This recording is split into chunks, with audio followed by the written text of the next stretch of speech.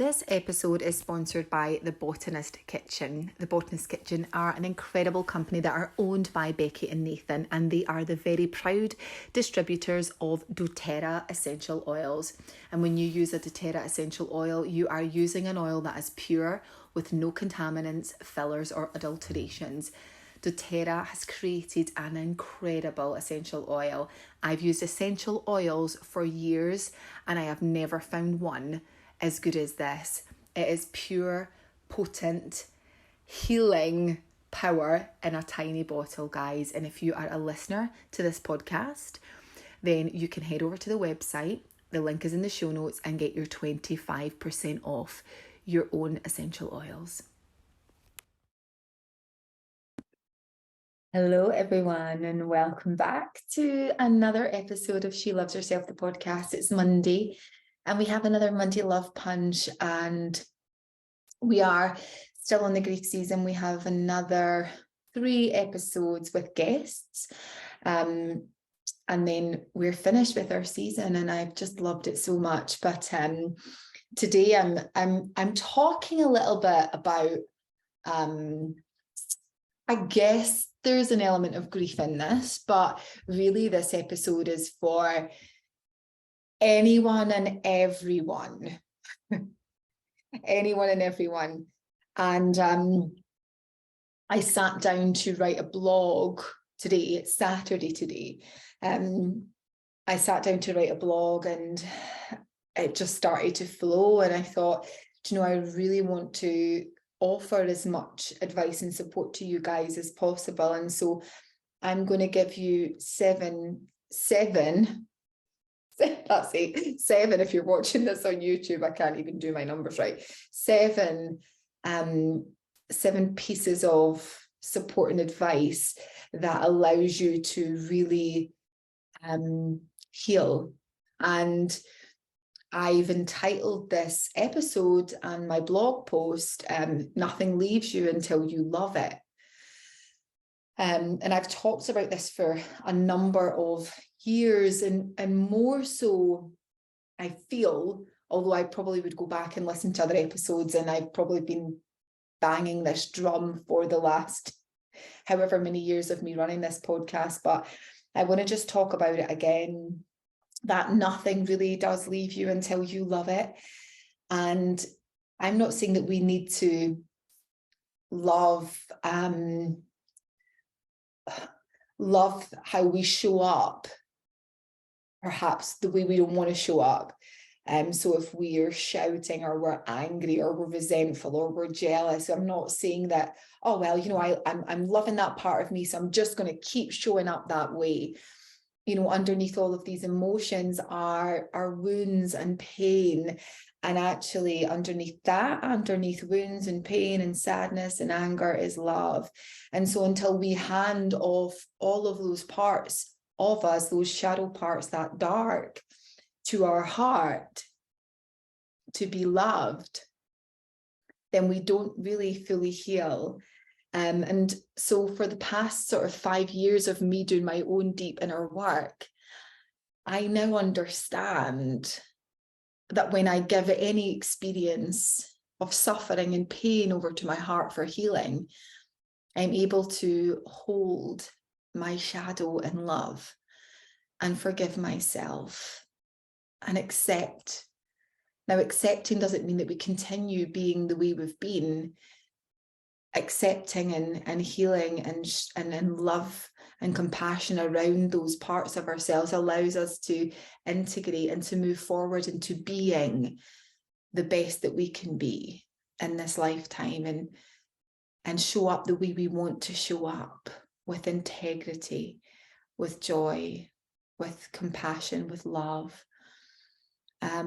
It's also my belief through years of my own personal experience, and with my time working with hundreds of clients and sessions, that if you don't hand it off to your heart, you keep replaying your story and repeated patterns over and over again and again. The wounded self loves to create familiar. And so even if it's shitty familiar, it stays there. And it brings in more patterns and repeated patterns in relationships and life that affirm your source of pain.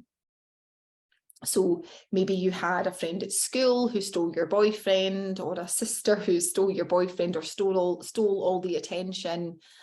So later in life, you ended up working with someone who always stole the limelight. You always felt like you were in the shadow. Maybe you witnessed aggression or emotionally absent parents at home. There was maybe a lot of shouting and anger in the house, or maybe your parents were never really around emotionally for you. You never felt that you could really be you. You felt that love was really conditional as a child. So later in life, you struggle to allow anyone to get really close to you. You maybe at the beginning of a relationship, you go all in, and then a few months later, you're like, exit, exit, run, run, run. So you can be quite anxiously attached at the beginning. But when that other person becomes quite attached and into you, you're like, I'm out of here. And you become very avoidant. You struggle to really let anyone get really close to you, even if you want to. It's like there's this block there that won't allow it to happen. You know, maybe you grew up with very little in your household, and money was always tight, and there was always a struggle with money, and the language that was used around money was a negative one. So now you struggle to create sustainable wealth for yourself. And even when you do attract it, you don't feel worthy of receiving it, or you lose it, or you've maybe created a limit that you think that you can ever achieve. And so you keep digging up what you thought you had maybe laid to rest. I thought I dealt with that, but here it is again. And I keep repeating these patterns. And when you do that, you're reinforcing old patterns and stories. And when we don't heal the past,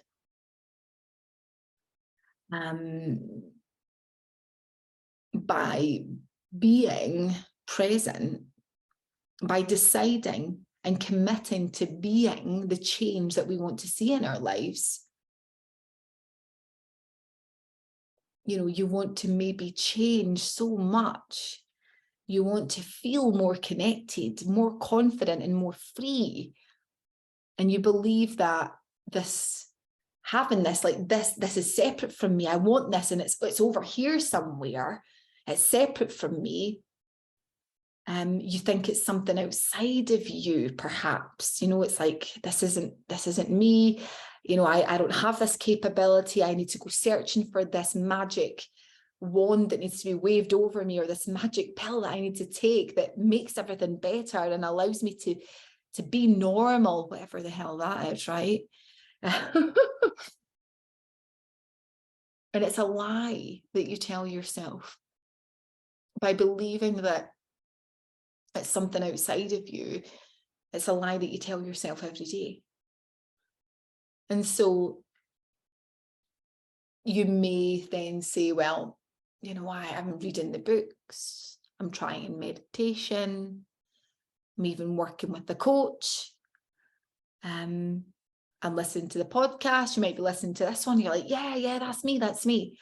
You know, I get that. You listen to the podcast, read the books, and hey presto, right? You feel a shift. You're like, yes, this is it. She's talking to me. I'm going to do that exercise a couple of times, and yes, I feel a shift. And then a few months later, or even a few weeks, days perhaps later, you repeat the same patterns that you've always repeated. The relationship, the job, the unworthiness, the fear, the shame, and then you're back where you started. I believe that the real reason behind this is because you are not handing your shadow off to your heart. You're not willing to not only see, but fully accept and love all of your dark. Not just fully feel your pain, shame, anger, sadness, resentment, but alchemize it. You know, to hand it over to your heart and to allow love, your heart, love, and actually underneath everything, you are love, you are made of love, to allow love, which is the biggest, most truest version of you, to wrap its arms around all of your wounds. That is not something outside of you, that is you. You are love. Underneath it all, you are love. Yet you do not allow love, the biggest, truest, most authentic part of you, to wrap its arms around all of your pain. You think that something outside of you needs to change, when it's actually you that needs to be the change. And if you don't, and you choose to keep repeating the same patterns, perceiving people as repeats of our past, then we keep on repeating our past. So I hope you're still with me, guys. I kind of know, like, I go off on a bit of a tangent on this, right? But it's like, God, it's like, this is not separate from you. This is you. And you can heal your life. As Louise Hay says, you can heal your life. But how do you let go? Like, how do you say, right, I want to stop these cycles. I want to stop these intrusive thoughts that keep repeating, and then I create energy around it, and then I attract more of the same things, and there's things that keep happening over and over again. So how do I do it, Jill? How do I let go? How do I offer up everything to my heart for healing? Now, I want to say, what I'm going to say to you, I'm going to give you 7 steps. Now, I want to say with caution, right? Because I don't fully know your situation, but I do believe that 99.9% of the time, especially with everyone I've worked with, there's a level of inner child work that needs to be done. This comes from childhood. It's what we witness, what we learn, what we see, what we hear, all of it. Okay. Well, actually, that's wrong. It's not all of it, because there's a lot of ancestral things that we pick up on. So without going into the ancestral work, 99.9% of the time, it is inner child. Okay. With the odd bit of ancestral stuff in there. So just, you know, do what you want with that, but we're going to, for this particular podcast, I'm going to talk about how you can put steps in place to work through your own healing. But, you know, as I said, whilst I believe that everyone is capable of doing this exercise, or these exercises that I'm going to give you, there may be deeper inner child work and or emotions that involve other people in your life from the present or in the past. And depending on your own level of trauma or wounds, I would definitely highly recommend working with either a trauma specialist or a reputable coach who can guide you through this work on a deeper and more accelerated level, that can really hold space for you to do this work, because this work can be quite triggering. So I'm giving this caution at the start, okay? With that said, these exercises that I'm going to give you are incredibly effective and can be applied. So you can start doing this anytime. And this is definitely for kind of our wounds, our repeated cycles and patterns, you know. Okay, are you ready? You may want a pen for this, right? But I have typed this up in a blog that is on my website as well. So if you want to go to www.jill-ritchie.com, head over to the blog section and you'll be able to get all of this in a blog. So number 1, identify the wound on a conscious level. So when you are awake in this form right now, you want to sit and think about, right, what are my patterns? What keeps showing up for me? What am I really in the struggle with right now? You know, the things that keep repeating, the thoughts, and all of that stuff, all of that juicy stuff. So you want to do that. So you will need a journal for that, or a pen and paper. Number 2, Identify the impact of the wound. So identify the impact that this wound has. How has this impacted your life in all areas? So in relationships, in work, in health, in life in general, okay? So how has this wound had an impact on my life?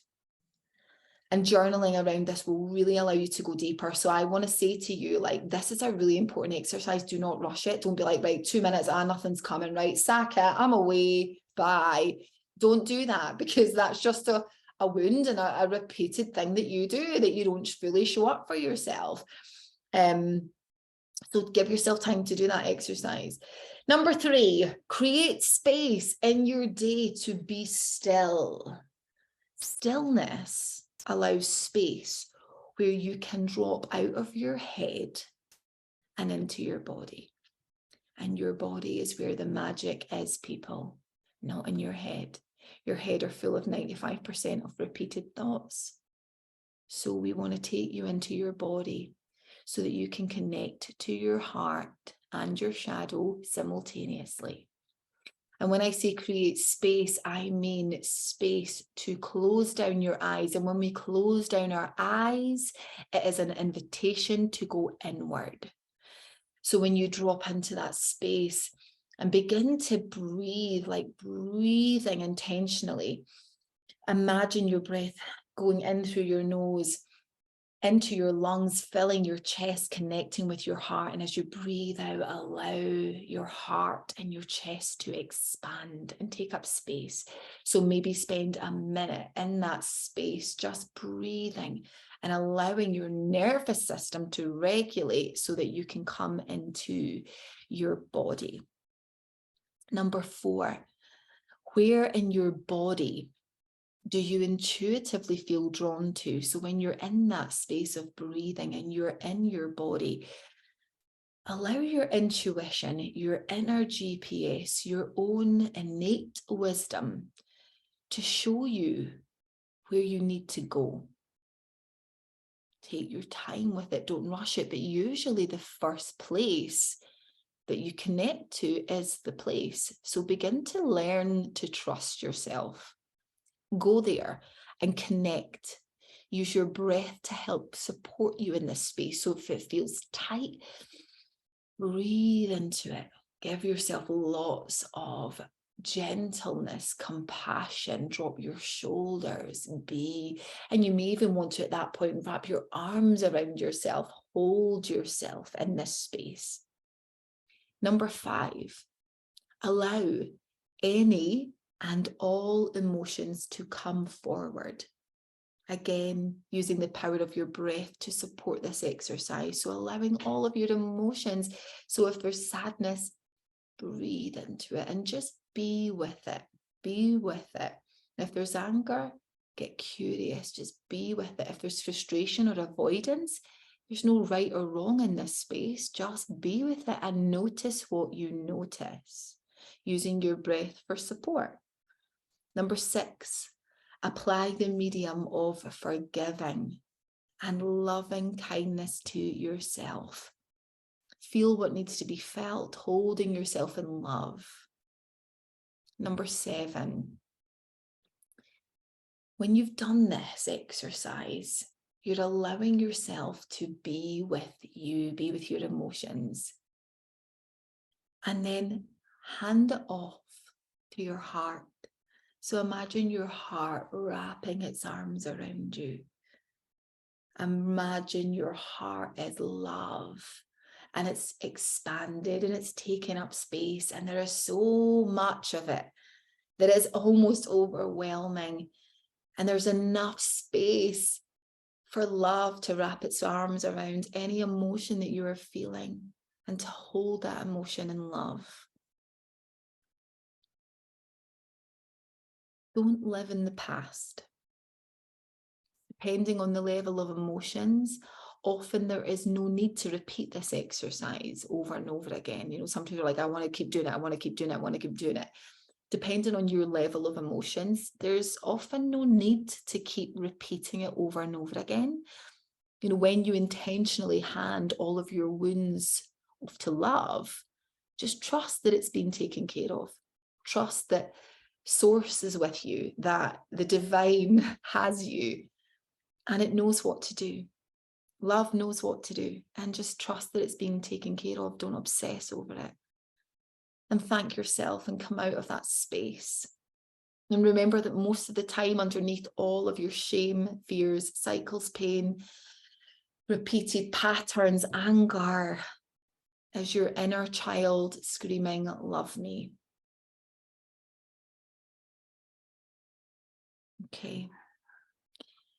And I want to see if you have any questions around this exercise or anything else, please reach out to me. You can email me on hello@jill-ritchie.com.